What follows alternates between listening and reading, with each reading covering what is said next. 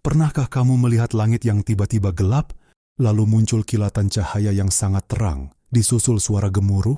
Itulah petir. Tapi sebenarnya, bagaimana petir bisa terbentuk? Semuanya bermula dari awan badai yang sangat besar, yang disebut awan cumulonimbus.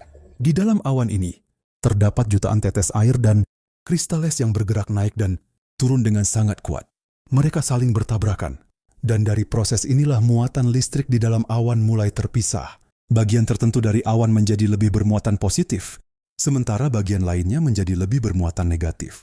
Semakin lama, perbedaan muatan listrik tersebut semakin besar. Bayangkan seperti sebuah baterai raksasa di langit. Ketika perbedaan muatannya sudah sangat besar, udara tidak lagi mampu menahan tegangan listrik tersebut. Listrik kemudian mencari jalan untuk melepaskan diri. Terjadilah pelepasan energi listrik yang sangat besar. Itulah yang kita lihat sebagai kilatan petir. Petir tidak selalu menyambar dari awan ke tanah. Sebagian besar petir justru terjadi di dalam awan atau di antara bagian-bagian awan. Namun, ada juga sambaran yang bergerak dari awan menuju permukaan bumi. Lalu, mengapa petir bisa menghasilkan cahaya yang begitu terang? Ketika listrik bergerak melalui udara, energi yang sangat besar membuat udara di sekitar jalur petir menjadi sangat panas.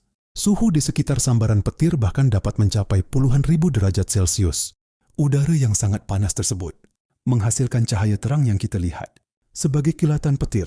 Tapi petir tidak hanya menghasilkan cahaya. Petir juga menghasilkan suara yang kita kenal sebagai guntur. Saat sambaran petir terjadi, udara di sepanjang jalurnya dipanaskan dan mengembang dengan sangat cepat.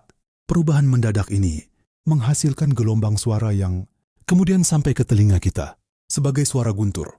Menariknya, kita biasanya melihat petir lebih dulu sebelum mendengar suara guntur. Kenapa? Karena cahaya bergerak jauh lebih cepat daripada suara.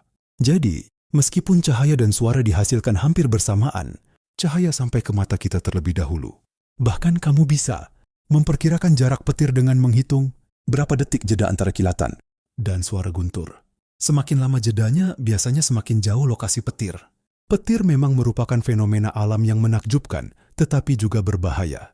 Saat terjadi badai petir, sebaiknya kita berlindung di dalam bangunan dan menghindari tempat terbuka atau berteduh di bawah pohon. Jadi petir terbentuk ketika perbedaan muatan listrik di dalam awan menjadi sangat besar, hingga terjadi pelepasan energi listrik melalui udara. Satu kilatan yang hanya berlangsung sesaat ternyata merupakan hasil dari proses luar biasa yang terjadi di dalam awan. Menakjubkan, bukan? Terima kasih sudah menonton Kerabat Belajar. Jangan lupa like, bagikan, dan subscribe untuk mendapatkan video edukasi menarik lainnya. Sampai jumpa di video berikutnya.